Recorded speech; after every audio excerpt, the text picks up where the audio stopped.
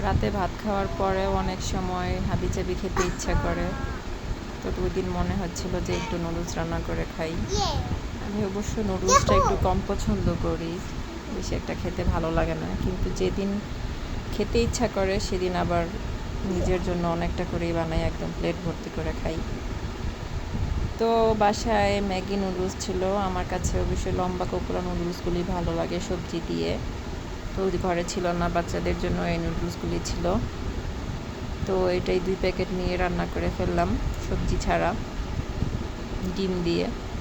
Sauce দিয়ে খাবো তাই সমস্যা নাই, সবজি দিয়ে হলে বেশি ভালো লাগতো। তো এই তো এখানে আমি বেশি করে মশলা দিয়ে স্পাইসি করে নুডলসটা রান্না করব। তো কাঁচামরিচও দিলাম বেশি করে, নুডলস একটু ঝাল না হলে ভালো লাগে না। আর নুডলসে আমি একটু তেলও কম দিয়ে থাকি, বেশি তেল হলে আবার খেতে পারি না।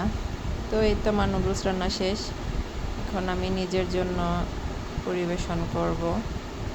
এই তো আমি নিয়ে নিলাম প্লেটে, সস দিয়ে এখন নুডলসটা খেয়ে ফেলবো।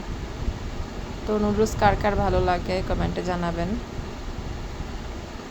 এই তো আমি এখন সস দিয়ে নিচ্ছি বেশি করে, সস ছাড়া নুডলস খেতে ভালো লাগে না। তো আমার নুডলস রান্নাটা কেমন হয়েছে, সবাই ভালো থাকবেন, আল্লাহ হাফেজ।